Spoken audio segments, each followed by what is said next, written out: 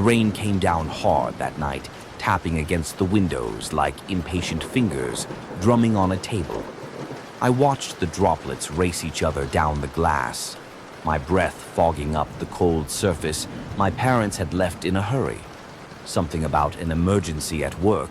They promised they'd be back soon. But as the hours dragged on, I felt the weight of the empty house pressing down on me. It wasn't the first time I'd been left alone. But tonight felt different. The storm outside was relentless, the wind howling like a wild animal, shaking the trees and rattling the windows. The darkness seemed thicker and more oppressive, and every creak of the house made me uneasy. I tried to distract myself with the TV, but the static on the screen only added to the eerie atmosphere. The lights flickered occasionally as if the power was debating whether to stay on or give up entirely. A knock at the door jolted me from my thoughts. It was unexpected, and my heart skipped a beat. Who would be out in this weather? I hesitated, the remote still in my hand, before slowly getting up and heading to the door. The knock came again, more insistent this time. I saw a woman standing on the porch. She was drenched, her clothes clinging to her like a second skin. I didn't recognize her at first, but then I remembered the new neighbor who had moved in a few houses down. She had introduced herself a few days ago, but we hadn't talked much now. Here she was in the middle of a storm, standing on my doorstep. I opened the door just a crack enough to see her face. Her eyes were wide, almost wild, and her hair was plastered to her forehead. She smiled, but it didn't reach her eyes. "Are you alone?" she asked, her voice barely audible over the rain. The question caught me off guard. I didn't know how to answer. Why would she ask that? Something about her tone. The way she looked at me was so terrifying. I nodded slowly, unsure of what else to do. She tilted her head slightly as if studying me, and then without another word she turned and walked away. I stood there, frozen, watching her disappear into the darkness. The rain swallowed her up and she was gone. I shut the door quickly, locking it behind me. My heart was pounding in my chest, the echo of her question still ringing in my ears. I tried to shake it off, telling myself it was just a harmless inquiry. Nothing more. Maybe she was concerned. Maybe she was just making sure I was okay. The way she vanished into the night without saying goodbye, without even looking back, it didn't feel right. I returned to the living room, but I couldn't focus on the TV anymore. The house felt different, like it was holding its breath, waiting for something to happen. I kept glancing at the door, half expecting her to come back to knock again. But the only sound was the relentless pounding of the rain. An hour passed, maybe more, and I started to relax, convincing myself it was just my imagination playing tricks on me. But then I heard footsteps. They were faint at first, just a soft creaking above me. I froze, straining to listen. The footsteps grew louder and heavier, like someone was walking slowly across the floor, upstairs. I felt the blood drained from my face. I knew I was alone in the house. My parents wouldn't be back until much later, and no one else had a key. The footsteps continued moving from one room to the next, methodically, like whoever was up there was searching for something or someone. Panic surged through me, and I bolted from the living room, heading for the front door. But before I reached it, the footsteps stopped. I paused, my hand on the doorknob, my heart racing. The silence was deafening, the kind that presses down on you, making you feel like you can't breathe. I forced myself to look back. My eyes traveled to the top of the stairs, half expecting to see a shadowy figure standing there. But there was nothing, just the dark hallway, the shadows stretching long and thin in the dim light. Taking a deep breath, I slowly crept up the stairs, each step feeling like a mile. The air was thick and heavy with tension. When I reached the top, I hesitated, listening. Everything was silent. I turned towards my parents' bedroom, the door slightly ajar, and pushed it open. Two men stood in the room, their backs to me. They were dressed in dark clothes, their faces obscured by the shadows. I didn't recognize them, and the sight of them sent a jolt of fear through me.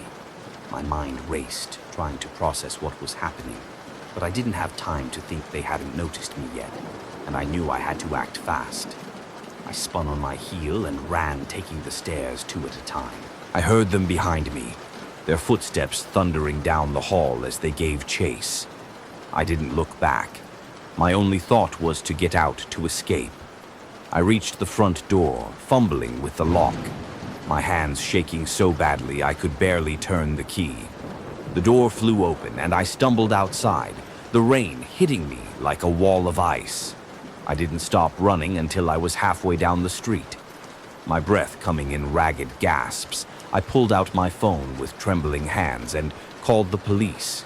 My voice barely coherent as I tried to explain what had happened. By the time the police arrived, the men were gone. The house was empty, just as I had left it, but the officers found signs of a break-in upstairs.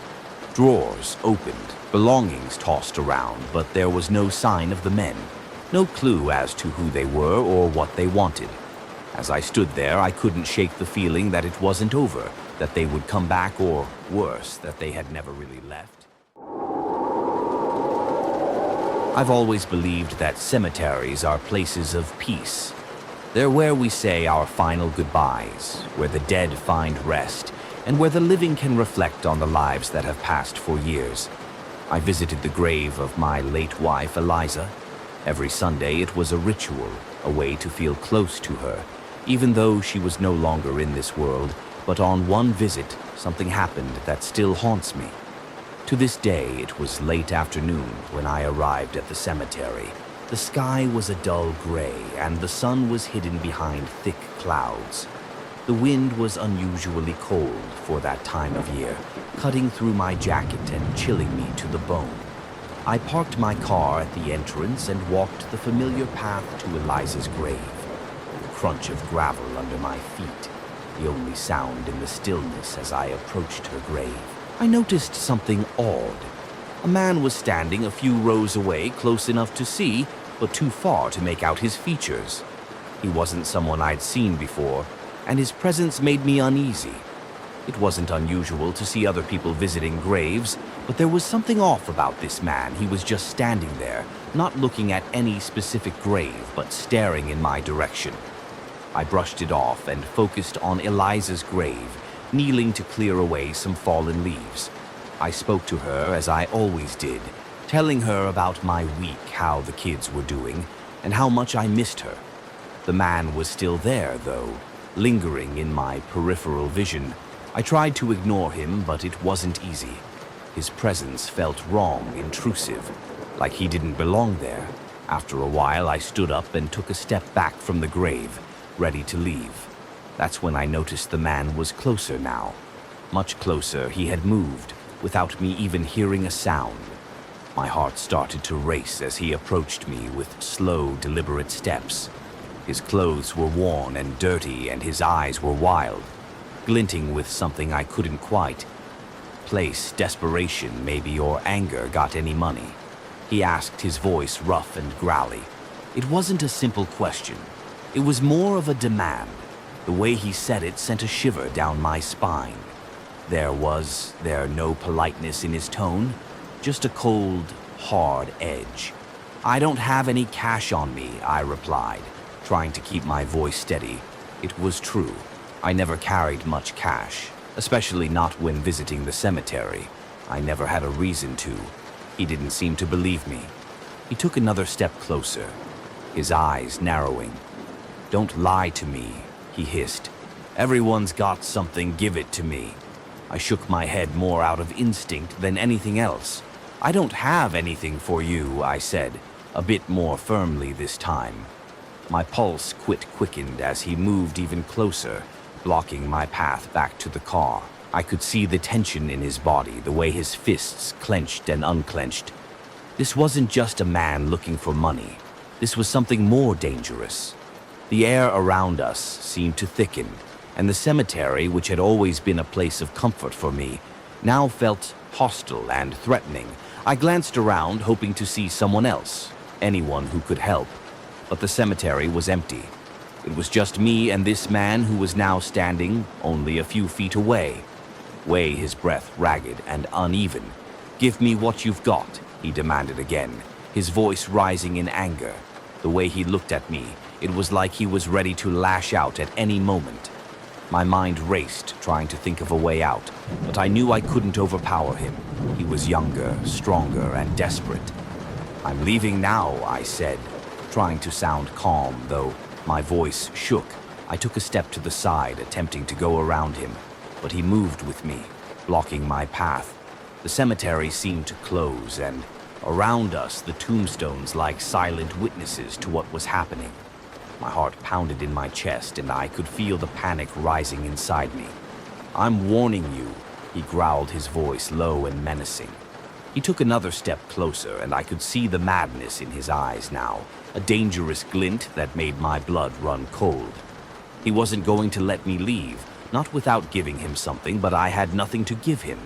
And that realization filled me with a kind of terror I hadn't felt in years, not since the day I lost Eliza. Without thinking, I turned and ran. My legs moved before my mind could catch up the instinct to survive, overwhelming everything else.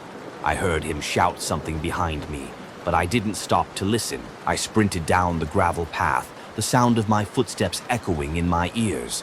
The wind whipped against my face, and the gray sky above seemed to darken as I ran, as if the whole world was closing in on me. I reached my car and fumbled with the keys, my hands shaking so badly I could barely get the door open. I threw myself inside, locking the doors and starting the engine in one frantic motion. When I looked up, the man was nowhere to be seen.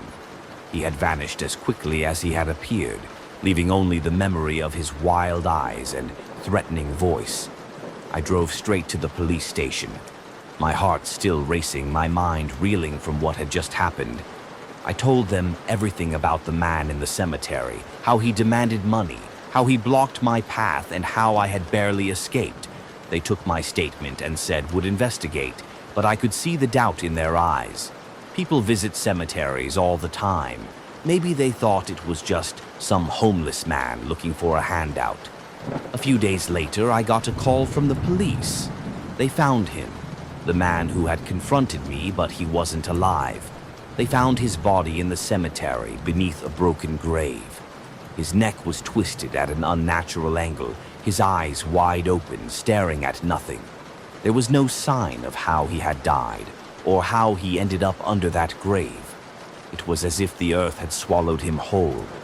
The police asked me if I knew anything more and if I had seen anyone else in the cemetery that day, but I hadn't.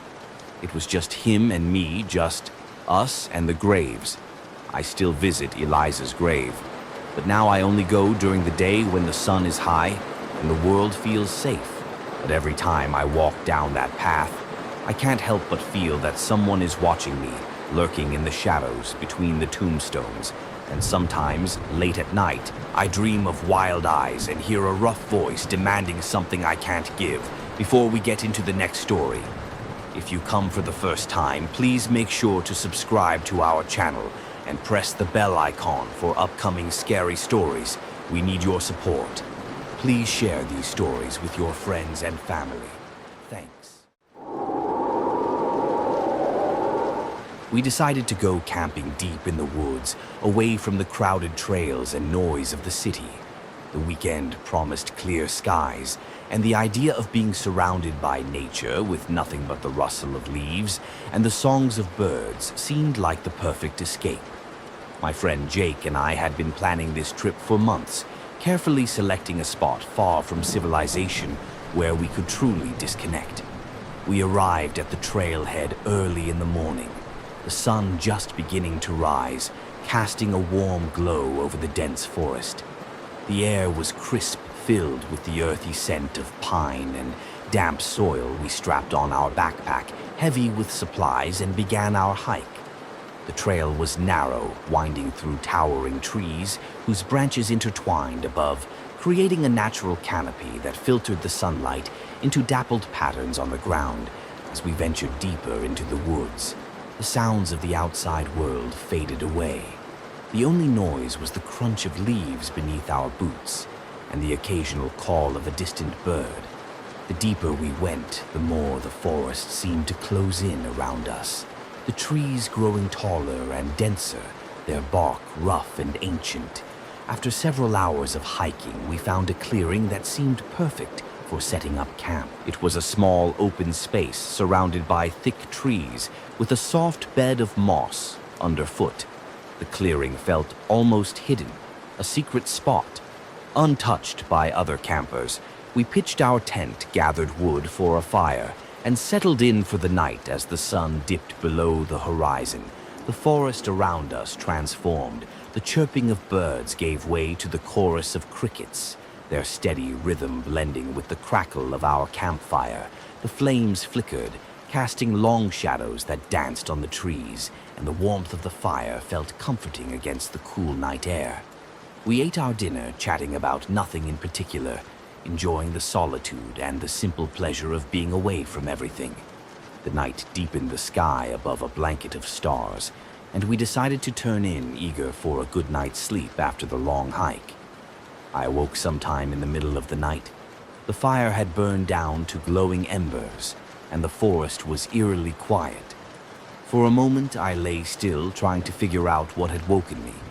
Then I heard it, a faint sound just outside the tent. It was like the soft crunch of something moving over the forest floor. I sat up, my heart beginning to race. Jake was still asleep beside me. Breathing deeply, the sound came again.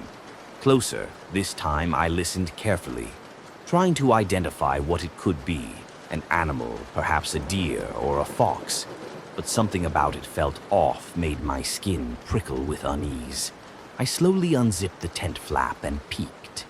Outside, the forest was dark, the trees looming like silent sentinels. I scanned the clearing, looking for the source of the sound, but saw nothing unusual. The fire's embers glowed faintly, casting a dim light, but there was no movement, no sign of anything out of place. Relieved, I started to pull the flap shut when something caught my eye just beyond the edge of the clearing, where the shadows of the trees were thickest. There were footprints. They were clear, unmistakable imprints in the soft earth leading toward our tent. My breath caught in my throat. They were too large to be from an animal and too fresh to have been there before we set up camp. I stared at them, trying to make sense of what I was seeing. Who could have made those prints? We hadn't seen anyone else all day, and we were miles from the nearest town. The thought of someone or something Alal working in the darkness watching us sent a chill down my spine. I shook Jake awake, my voice barely above a whisper. He grumbled, rubbing his eyes, but when he saw the look on my face, he sat up instantly, alert. I pointed to the footprints, and his expression shifted from confusion to alarm. We sat in silence, listening for any sound, any sign that we weren't alone. That's when we heard it. The chanting it was distant at first, so faint that we might have missed it, if we weren't straining to hear a low rhythmic murmur, like a voice carried on the wind. The words were indistinct, but the tone was unsettling, a monotonous drone that seemed to seep into the very air around us. The chanting grew louder, more distinct, though the words were still incomprehensible. It was coming from the direction of the footprints, from the dense woods just beyond our camp. My heart pounded in my chest, and I felt a cold sweat break out on my skin. We exchanged a glance, both of us too scared to speak. The chanting was getting closer, more intense, and with it came a sense of dread that hung heavy in the air. Then through the darkness we saw him. A figure emerged from the shadows, stepping into the dim light of our dying fire. He was tall and gaunt, his clothes ragged and filthy, hanging off him like tattered rags. His hair was long and matted, obscuring most of his face, but what I could see in his eyes was enough to freeze the blood in my veins. They were hollow and empty, as if there was nothing human behind them. He stood there, swaying slightly, his lips moving in that same eerie chant. His voice was barely above a whisper, but the words, whatever they were, seemed to vibrate in the air, filling the clearing with an unnatural energy. Jake and I were frozen in place, unable to move. unable to tear our eyes away from the figure for what felt like an eternity. He just stood there muttering to himself, his eyes unfocused. Then, without warning, he lunged at us, his arms outstretched, his chant turning into a guttural music scream. We scrambled backward, tripping over each other in our panic. Jake grabbed a branch from the fire, brandishing it like a weapon, the embers flaring to life as he swung it at the man. The figure recoiled, a low growl escaping his throat. For a moment he seemed to hesitate, his hollow eyes flickering with some unreadable emotion. Then, with a final haunting whisper, he turned and fled back into the woods, disappearing into the darkness as suddenly as he had appeared. We didn't wait to see if he would return. We grabbed what we could carry and bolted, leaving our tent and most of our gear. Behind, we ran through the forest branches, whipping at our faces, the chanting still echoing faintly in our ears. When we finally reached the trail, head exhausted and terrified, we collapsed on the ground, our breaths coming in ragged gasps. It wasn't until the sun began to rise that we felt safe enough to move again. We reported the incident to the authorities, but they didn't seem surprised. They told us about the man, how he had been living in the woods for years, performing strange rituals, targeting campers who wandered too far into his territory. We never went back to that forest. Even now, years later, the memory of that night sends a chill down my spine. The man, his hollow eyes, and the haunting chant still linger in my mind, a reminder of the darkness that can lurk in the most unexpected places. The storm raged outside as I drove home from my late night shift. The windshield wipers struggled to keep up with the relentless rain, barely making a dent in the sheets of water pouring down. My headlights cut through the darkness, revealing in the empty road ahead. It was one of those nights where you feel completely alone. The world outside reduced to nothing but the sound of rain and the hum of the engine. I was tired, exhausted, my shift had been long, and all I wanted was to get home, take a hot shower, and collapse into bed. The road twisted and turned through the countryside, lined with tall trees that bent under the weight of the storm. Lightning occasionally lit up the sky momentarily, illuminating the landscape before plunging it back into darkness. As I rounded a bend, my headlights caught a figure standing by the side of the road, a man drenched to the bone, holding out his thumb for a ride. He looked desperate, his clothes clinging to his body, water streaming down his face. I slowed down, my heart racing. I knew it wasn't safe to pick up hitchhikers, especially in the middle of the night, but something about the way he stood there, shivering in the rain, tugged at my conscience. I hesitated, my foot hovering over the brake. The thought of leaving him out there in the storm felt cruel, but the idea of letting a stranger into my car filled me with unease. For a moment I considered driving past, but then I imagined how I would feel if I were in his position, cold, wet, and stranded in the middle of nowhere. I sighed and pulled over the tires, crunching on the wet gravel. The man approached the car, his face obscured by the shadows. I leaned over and unlocked the passenger door, my hands trembling slightly. "Thanks," he muttered as he climbed in, shaking off the rain. "No problem," I replied, forcing a smile. "Where are you headed?" "Just up the road. There's a gas station. You can drop me off there." His voice was low, almost a whisper. I nodded and pulled back onto the road, my hands gripping the steering wheel tightly. The man sat silently beside me, staring. Straight ahead, his presence was unsettling, though I couldn't quite put my finger on why the car felt smaller with him in it. The air thick with tension. The rain pounded on the roof, drowning out any attempt at conversation. I glanced at him out of the corner of my eye. He was tall, with dark hair plastered to his forehead. His clothes were simple, nothing out of the ordinary, but there was something off about him. His face was pale, his eyes dark and unreadable.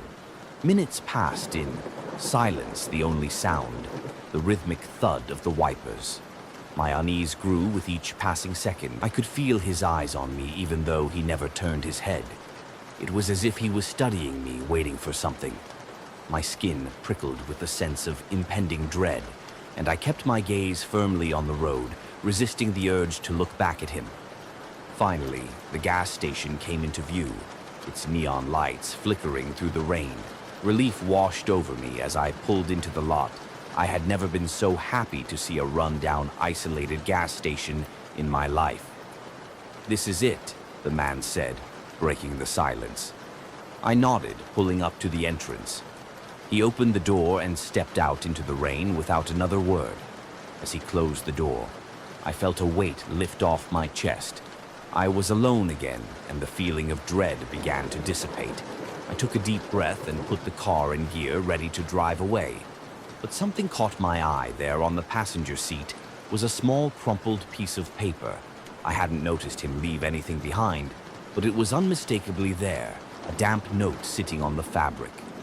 Curiosity got the better of me. I picked it up, unfolding it with trembling hands. The note was hastily scrawled, the ink slightly smudged from the rain. Check the back seat. It read, my breath caught in my throat as I slowly turned my head toward the back seat. My heart hammering in my chest. The car was dark, the only light coming from the faint glow of the gas station sign. My eyes struggled to adjust to the darkness, but I could make out the shape of the empty seat behind me. My hands shook as I turned back around, my mind racing. Had he been playing a sick joke? Had there been someone else in the car with us? My skin crawled at the thought, and I quickly locked the doors, my fingers fumbling with the button. I stared out at the rain, my pulse pounding in my ears. The gas station's neon lights flickered in the storm, casting eerie shadows. Across the lot, I wanted to drive away, to leave this place behind, but I couldn't shake the feeling that something was wrong.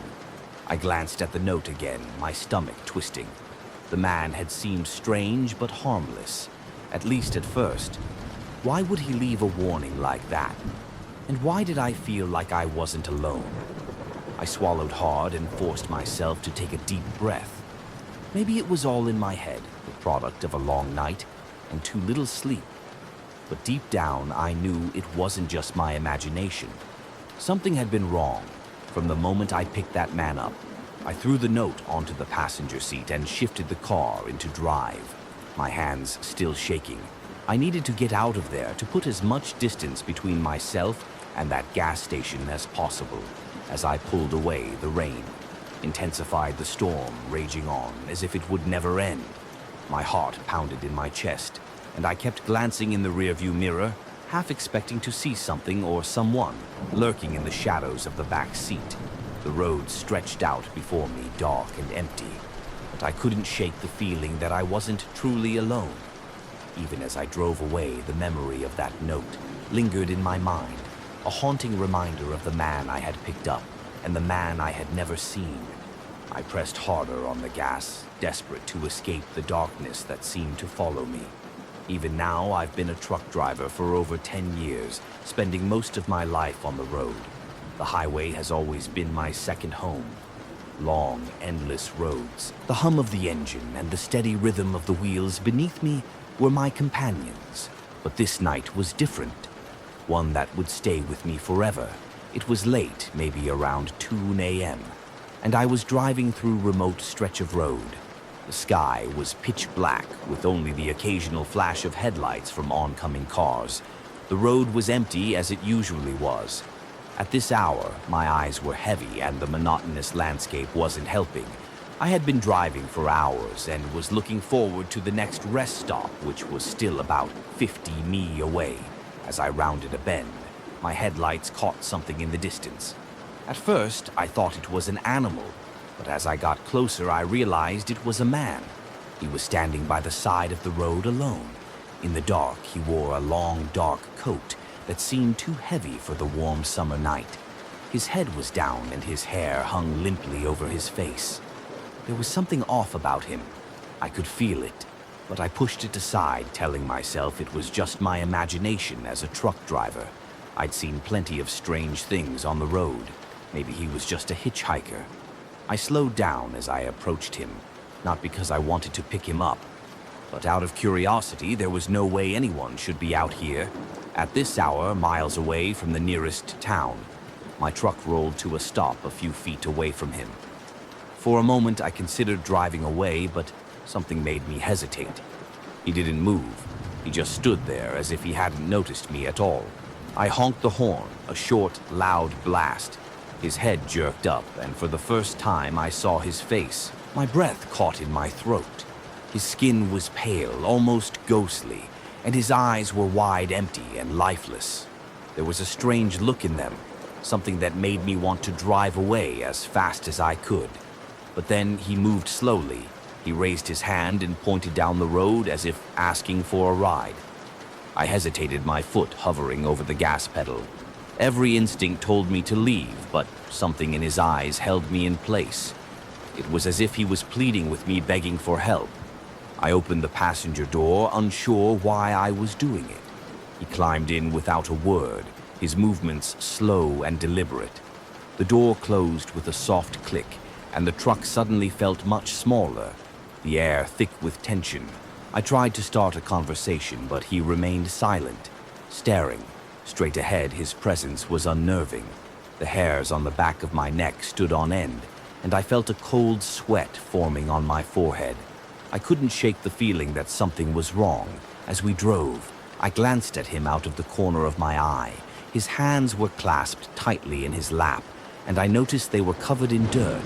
Or was it something else? I couldn't tell in the dim light, but it looked dark, almost like dried blood.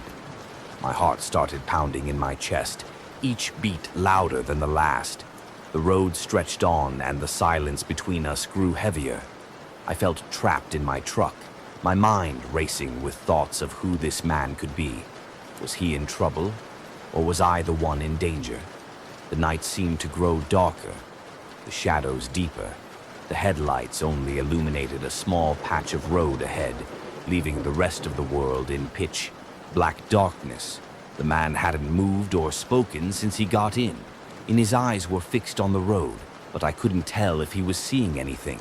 Finally, I couldn't take it anymore. I had to break the silence. "Where are you headed?" I asked, my voice shaky. He didn't respond.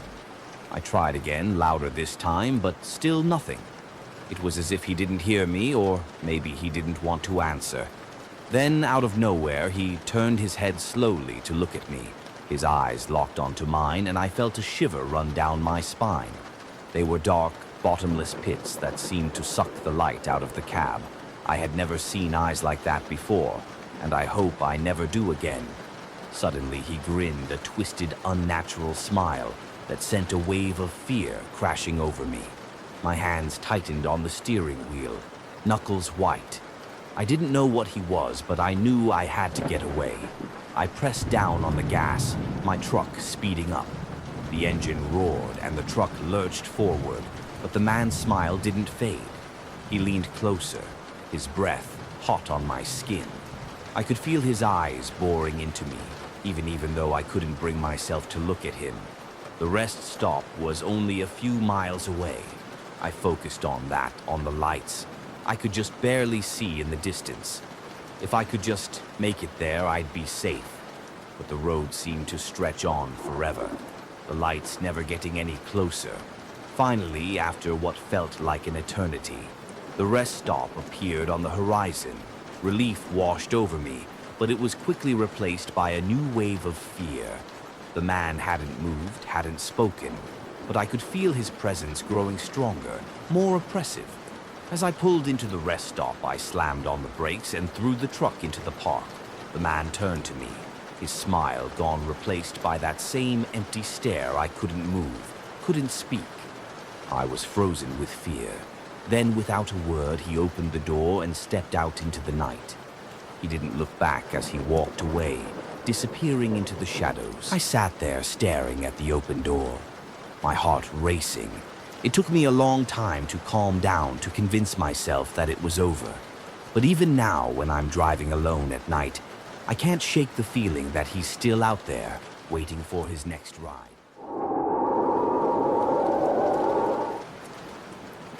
It was a Friday night, and I was looking forward to a quiet evening at home. I had just finished dinner and was settling onto the couch with a book. The house was silent except for the occasional creak of the wooden floorboards, which I had long since gotten used to. It was an old house after all, and old houses have their noises. As I turned the page, my eyes caught sight of something strange. The vase on the coffee table, it was slightly out of place. I could have sworn I'd centered it perfectly. Earlier, I shook my head and laughed at myself. Maybe I was getting a little too particular. I reached out, adjusting it back to its proper spot, and returned to my book, but the unease didn't leave me. Every so often, I'd glance up, feeling like something was off. Maybe it was just my imagination. After all, I'd been stressed at work lately, and it wasn't unusual for that to carry over into my personal life. Still, the house felt different tonight, like someone was watching me an hour past, and I decided to head to the kitchen for a snack. As I walked in, I stopped dead in my tracks. The drawer where I kept my utensils was open, just a crack, but open nonetheless. I was sure I hadn't left it that way. My hand trembled slightly as I closed it. Trying to push down the rising sense of unease, I convinced myself it was the draft from the old windows, or maybe I hadn't closed it properly earlier. I shook it off and made my way back to the living room, but now I couldn't relax. My eyes kept darting around the room, searching for anything else that might be out of place. Another hour passed. I was in the bathroom brushing my teeth before bed when I noticed that the hand towel was on the floor. It had been neatly folded on the rack. The last time I was here, I stared at it, my heart beginning to pound. Was I losing my mind? The night wore on, and the small disturbances continued. My keys were no longer on the kitchen counter where I had left them. They were in the hallway on the side table. A picture frame on the bookshelf was now tilted at an odd angle. My shoes had been moved slightly, just enough for me to notice. I felt my pulse, quicken my breath, coming in short, shallow gasps. Something was wrong, very wrong. I decided to take action. I wasn't imagining these things, they were real, and I needed to find out what was going on.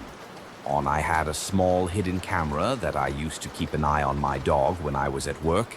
I set it up in the living room, aimed at the main area where most of the disturbances had occurred.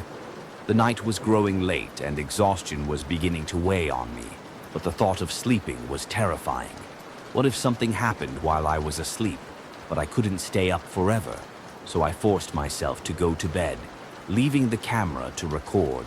The house was eerily quiet as I lay in bed, every creak groan of the old wood setting my nerves on edge. I kept telling myself that I was overreacting, that nothing was wrong. My heart pounded in my chest as I finally drifted off to sleep, though it was a fitful, uneasy sleep. When I woke up the next morning, I felt drained, like I hadn't rested at all. My first thought was to check the camera. I hurried to the living room, my fingers shaking as I picked up my phone to review the footage. What I saw made my blood run cold. The first few hours were uneventful. Just me moving around the house and adjusting things. But then, shortly after I went to bed, the camera caught movement. A man thin emerged from the hallway, his eyes darting around as if he were making sure the coast was clear. He moved quickly but not hurriedly, as if he knew exactly where he was going. My breath caught in my throat as I watched him walk to the living room, stopping just behind the couch. He stood there staring at where I had been sitting, his head slightly tilted as if he were trying to listen for something. Then slowly, he turned and looked directly at the camera, his eyes wide and unblinking. I dropped the phone. He had been in the house the whole time, watching me moving my things. My hands were shaking so badly that it took me several tries to pick up the phone again. I had to see the rest of the footage. The man didn't stay long in the living room. After a few minutes, he moved towards the hallway again, disappearing from view, but the camera had picked up something else. Just before he vanished, he glanced upwards towards the ceiling. My blood turned to ice as I realized what that meant. He had been living in the attic. I could barely breathe as I dialed 911, trying to keep my voice steady as I explained the situation to the operator. The wait for the police felt like an eternity, but when they arrived, they acted quickly. 2 officers went up to the attic while I stood in the doorway, too terrified to move. They found him up there, huddled in a corner. He was homeless, they said, and had likely been living in the attic for weeks, maybe longer. They arrested him, and as they led him out of the house, he looked at me with a strange, almost sad expression, but all I felt was relief. Relief that he was finally gone that night. I couldn't bring myself to sleep in the house. I went to a friend's place, the footage playing over and over in my mind. The way he had watched me, moved my things, and stood so close behind me without me ever knowing was the creepiest thing. I never went back to that house. My name is Kevin, and I used to work the night shift at a small office downtown. It wasn't a bad job, quiet and simple. I managed files, updated reports, and made sure everything was for the morning crew. Most of the time, I was alone in the building, which was fine with me. I enjoyed the peace and didn't mind the silence, but one night changed everything. It was a regular Wednesday evening, and I was sitting at my desk, staring at the bright light of my laptop screen. The office was dimly lit, the only source of light coming from my desk lamp, and the glow of the computer, the soft hum of the air conditioning was the only sound filling the space. I had grown used to these nights, the long hours stretching into the early morning. It was around midnight when things started to feel strange. At first, I thought I was just tired. My eyes were heavy and my head was starting to ache from staring at the screen for too long. But then I noticed something odd on my laptop. As I typed, the reflection on the screen caught my attention. At first, it was just my face staring back at me, but then I saw something else. A faint shadow, almost like someone was standing behind me. I blinked a few times, thinking it was just my imagination. But the figure remained. I quickly turned around, expecting to see a coworker who had maybe come in late, but there was no one there. The office was empty, just like it always was. At this hour, my heart started beating faster, but I told myself it was nothing. Maybe it was a trick of the light, or maybe I was just tired. I shook my head and got back to work, trying to ignore the strange feeling creeping up on me, but I couldn't focus. Every few minutes, I would glance at the screen, and each time I saw the same shadowy figure. It didn't move, didn't change it, just stood there right behind me, watching. I decided to take a break. I stood up from my desk and walked around the office, hoping that stretching my legs would help me shake off the strange feeling. The hallways were quiet, the only sound coming from the hum of the vending machine in the break room. I grabbed a bottle of water and walked back to my desk, feeling slightly better, but as soon as I sat down, the feeling returned. The shadow was back. This time it was clearer, taller, and more defined. It looked like a person standing right behind my chair, but when I turned around again, there was no one. The air felt heavier now, like something was watching me, waiting. I tried to brush it off, telling myself it was just my mind playing tricks on me, but deep down I knew something wasn't right. I decided to finish up my work quickly and leave. The faster I could get out of there, the better I focused on the screen, my fingers moving quickly over the keyboard, trying to ignore the growing sense of unease. But then the lights flickered. It was subtle at first, just a small flicker in the corner of the room. But then it happened again, stronger. This time, the overhead lights blinked once, twice, and then went out, leaving me in near darkness. The only light left was the soft glow of my laptop screen. That's when I saw it. The figure wasn't just a shadow anymore. It was clear now, a dark, ghostly figure standing directly behind me. I froze my hands, hovering over the keyboard, too afraid to move. The figure didn't move either, but I could feel its presence, cold and oppressive, like it was waiting for something. My breathing became shallow, and I could feel my pulse pounding in my ears. Slowly, I reached out and touched the edge of the laptop, hoping that if I closed it, the figure would disappear. But as soon as my fingers brushed the screen, the figure moved. It stepped closer, its outline becoming clearer. I could almost see its face, now pale and blurred, like something out of a nightmare. My heart raced, and without thinking, I jumped up from my chair, knocking it over in the process.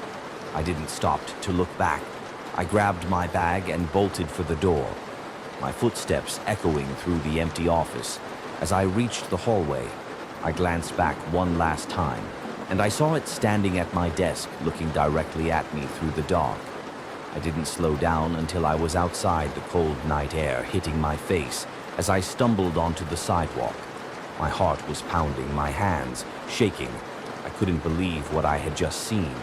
It felt unreal, like a bad dream, but the fear was too real to ignore. I stood outside the building for a few minutes, catching my breath and trying to make sense of what had just happened. But no matter how hard I tried, I couldn't explain it. There was no logical reason for what I had seen. But I knew one thing for sure. I wasn't going back in there the next morning. I sent an email to my boss, resigning from the job. I didn't give a reason. I didn't need to. I just knew I couldn't spend another night in that office. Not after what I had seen to this day. I still don't know what that figure was. Maybe it was a ghost, or maybe it was just my mind playing tricks on me after too many late nights. But whatever it was, it made sure I never set foot in that office again. I didn't know why I agreed to go into the old building. Maybe it was the thrill of doing something forbidden. Or maybe it was just to prove to myself that I wasn't afraid the place had been abandoned for as long as I could remember. Standing tall and dark at the edge of town like a decaying giant. People said it was haunted, but I didn't believe in ghosts. At least not then. It was a cloudy night when I decided to go.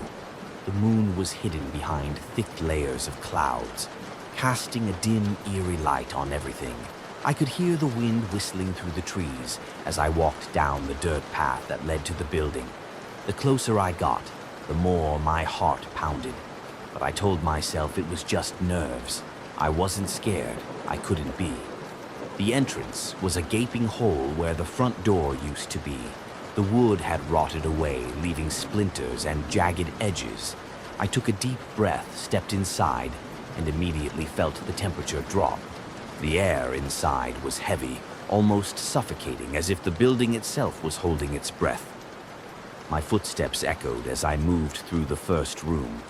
Dust covered everything, a thick choking layer that made it hard to see what was beneath. Old furniture, broken and forgotten, was scattered around like the remains of a once lively place. The walls were peeling, revealing the bones of the building. Beneath, a faint smell of mildew and rot hung in the air. I moved slowly, trying to take in every detail. Something was unsettling about the silence, as if the building was waiting for something. Every creak of the floorboards under my weight made me flinch. I kept telling myself it was just an old building. Nothing more, but deep down, something didn't feel right. I walked through a narrow hallway, the walls closing in on me. My flashlight flickered, and I cursed under my breath. I tapped it a few times, and the light steadied. I could see the end of the hallway now, a door slightly ajar. I don't know what made me push it open, but I did. The room beyond was larger, emptier. The windows were broken, and the wind howled through them, making the curtains dance like they were alive. I shined my light around the room, and that's when I saw it. In the far corner, a shadow moved slowly, deliberately. At first, I thought it was just the wind playing tricks on me, but then it moved again, and I realized it wasn't the wind. The shadow had a shape, a form that was almost human, but not quite. It was darker than the night, like a piece of the building had broken off and come to life. A chill ran down my spine. I couldn't move, couldn't breathe. The shadowy figure stood still watching me. It had no eyes, but I could feel its gaze, cold and piercing. I wanted to run, but my legs wouldn't obey. My heart was pounding so hard I thought it would burst out of my chest. Then, without warning, the figure moved. It slid across the floor without a sound, coming closer, and I finally found the strength to turn and run. I dashed down the hallway, my flashlight bouncing in my hand. The shadows seemed to stretch, reaching for me as I fled. I could hear something behind me, a soft rustling that grew louder and closer with every step. I stumbled through the rooms, tripping over debris and broken furniture. My breath came in ragged gasps, but I didn't dare stop. The building felt like a maze, twisting and turning, leading me in circles. I could feel the walls closing in the darkness, pressing down on me. Finally, I saw the exit, the hole where the front door used to be. I threw myself through it, falling onto the dirt. Outside, the cold night air hit me like a wave, and I scrambled to my feet. Looking back at the building, the shadowy figure was standing just inside, watching me. It didn't follow, but I could feel its presence like a weight on my chest. I didn't stop running until I was back on the main road, my legs burning and my lungs screaming for air. Only then did I slow down, looking back at the building one last time. It was just a dark shape against the night sky, silent and still. But I knew what I had seen. I never went back to that place, and I never told anyone what happened. But sometimes when the night is quiet and the wind is still, I can feel that cold gaze on me again, as if the shadow never really let me go. It's a feeling that sends a chill down my spine, reminding me of that night and the darkness that lives just on the edge of the light.